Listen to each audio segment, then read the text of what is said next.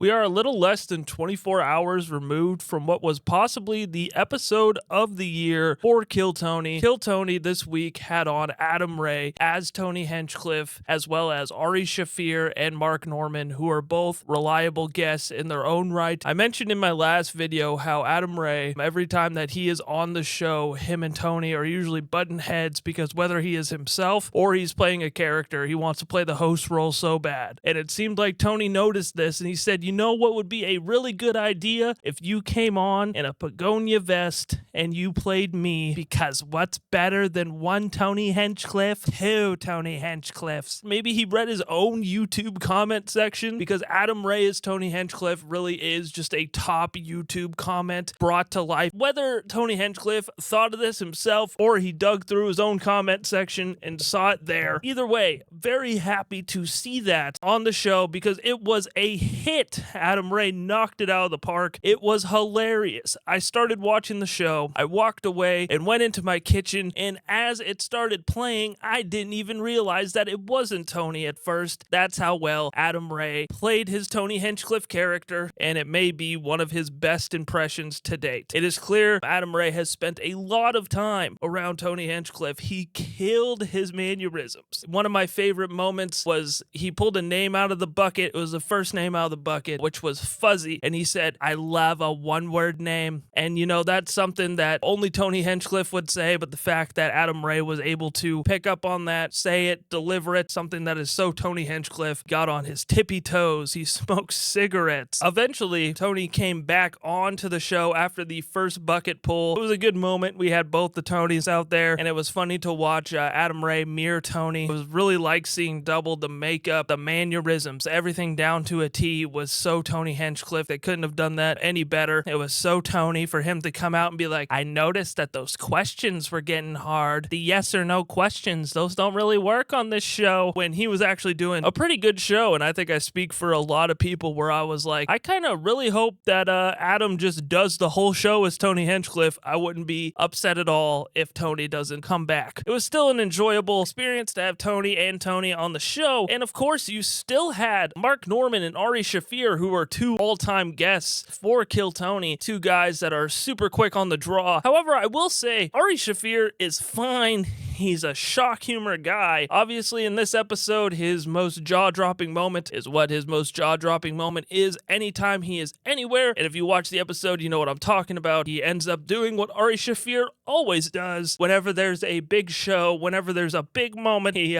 brings out his big show, his big moment, and creates some shock and awe. But you know, after a while, I think that shock and awe kind of wears off. But Mark Normand, obviously quick as always, he had some great one-liners. When Adam and Tony were both on the stage, he hit him with a Puerto Rico isn't gonna like this. It is kind of hard to make Ari Shaffir and Mark Normand feel like they're playing second fiddle, but that's what they did. Before this episode dropped, Tony Hinchcliffe said this is an episode you're going to be talking about for years. It was an episode with Mark Normand and Ari Shaffir, so it was almost a little bit confusing. And I was kind of thinking, I was like, you know, Mark Normand and Ari Shaffir, that always means something. I think Normand and Shaffir have been on a couple of big episodes when they've brought on big names, whether that be Adam Ray just impersonating Tony Hinchcliffe. I believe they were also on with Ric Flair, and I think they were also on when a Post Malone showing. So I think when you see Mark Normand and Ari Shaffir's name, even if you think it's just them, you should really kind of be advised that it's going to be some sort of a Tony Hinchcliffe bomb. Mark Normand and Ari Shaffir were great panelists for this episode to go along with Tony and Adam Ray. This has to be up there for episode of the year, and we're going to get into some of the bucket pulls and the regulars that were on the show and kind of talk about some of their sets and some of the things that happened during those sets. I'm still going to rank these from worst to best, but I'm kind of going to speed run through the ones who don't really have anything to talk about, which is, I think, basically the bottom five. In last place, I have Luke Lawrence. Still not really sure what he was talking about. He's from Newfoundland. It was literally so quiet. You could hear a pin drop in there. You got Aldo Caldo. Talked about being in a band. Tried to play the guitar. His guitar went out. His song seemed like it was going to go somewhere, but nothing really happened. Mike Holloway basically had a joke where lemonade,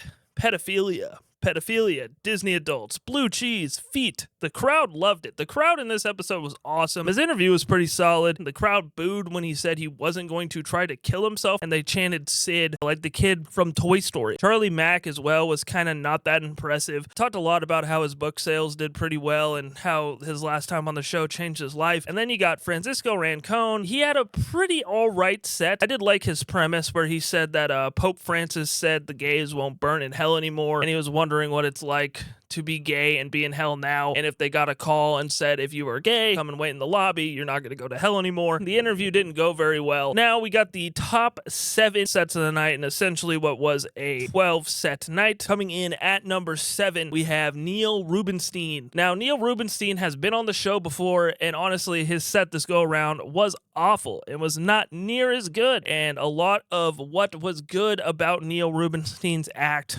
was more about the panel and more about what happened throughout his set that didn't have anything to do with Mr. Neil Rubenstein. He literally said he got nervous during his set being around those guys, and he talked about being a professional comedian as well and having an album in rotation on Sirius XM, and the guys thought he was a musician and didn't believe that he actually was a professional comedian. That was unfortunate for Neil Rubenstein, and after, the nerves kind of calmed down, they kind of got him to talk about something that was maybe more interesting to kind of divulge a better interview topic. He talked about his dead parents and his mom being more of a hypochondriac. He didn't even believe that she had leukemia when she was about to go. And this led to a real awesome moment of the show where Tony Hinchcliffe brought out Dr. Drew. He did this not that long ago, bringing out Jordan Peterson, but he brought out Dr. Drew, and Dr. Drew kind of killed, man. He said, if your mom is a C, she does you a favor, talking about this guy's dead mom. And he asked him if he had a food addiction. He looked him up and down and said, so this is a food addiction we have going on? Hilarious, killed, murdered. He really saved the day for Neil Rubenstein to be talked about. So for that reason,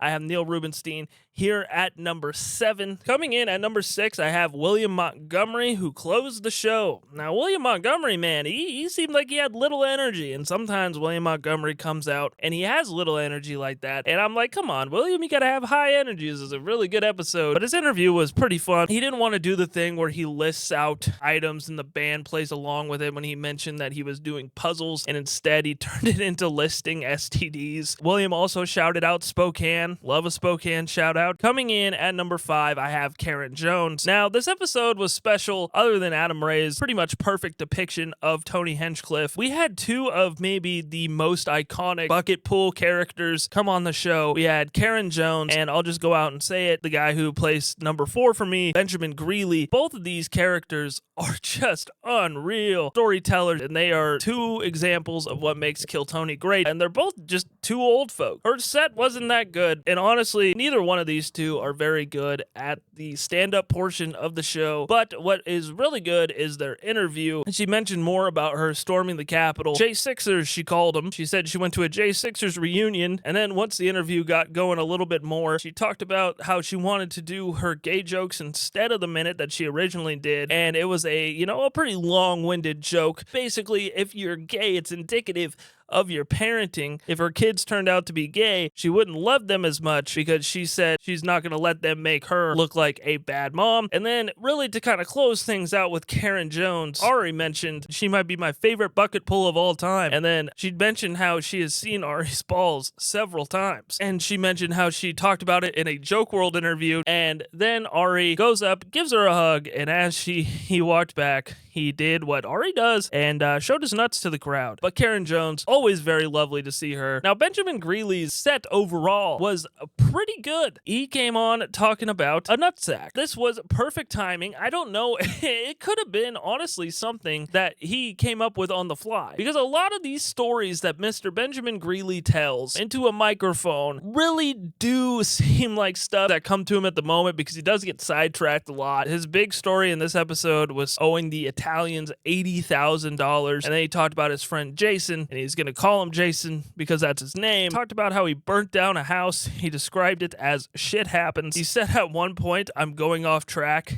and this also has nothing to do with the Italians. And he talked about these guys called the Rodriguez brothers. And he said, I'm going to call these guys the Rodriguez brothers because that's their name. Towards the end, he's like, maybe I shouldn't use these guys' real names because they may still be out there. He used to blow up cars, said he used to blow up cars when he was a teenager. Mark said, I'd give you $80K to wrap up the story. Talked about how he gets robbed. Described the robbers. He said there's 1, 2, 3 of them. T-shirt, tennis shoes. Red Band gave the meow. Norman said this is Kill Tony, not Joe Rogan. It had to have been like a 20-minute story. Not one of his best, but still very funny. Coming in at number 3, we got Candace August. It's either an Islamic wedding dress or an Islamic wedding tradition. Nika, I believe is how it's spelled. Talking about how this is gorgeous, this is beautiful. And then she's like, man, you could call me Candace, which is very funny. Thought she had great stage presence. And really kind of the highlight of it was Tony getting defensive about her saying that she was the only way that a black woman gets on the show. But her set was very, very funny. Give it a rewatch. Coming in at number 2, somebody who really kind of got shafted and got a little joke book because I think Adam Ray was kind of just fucking around. But I have Fuzzy Man. He had a real solid set about pausing time. Tried his best in the interview, but I think everybody was still kind of taking in everything that was Adam Ray as Tony Hinchcliffe at that time. So I think Fuzzy kind of got, again, shafted. And coming in at number 1, the top set of the night, I had Ari Matti. One of the funniest things that he said was him saying, isn't it crazy Katy Perry is in orbit before I can get a bigger hog? And he talked about how the only development in dick growing technologies where you can get 2 inches tacked on from removing your abdominal muscles, I believe, and it's $60,000. And he said, why would I go to Mexico to go from 2 inches to 4 inches? And then during the interview, he said that his balls were big. It looks like his dick is sitting on a beanbag chair. Ari Matti gets set of the night. Fuzzy gets bucket pull of the night. What was your guys' favorite moment from this episode? Leave it in the comments down below. Also, make sure you guys tune in to the Trey and Trebe show that is on this channel once a month. We are looking for guests. If you guys want to be on the show, if you guys are a comedian, if you guys are a juggler,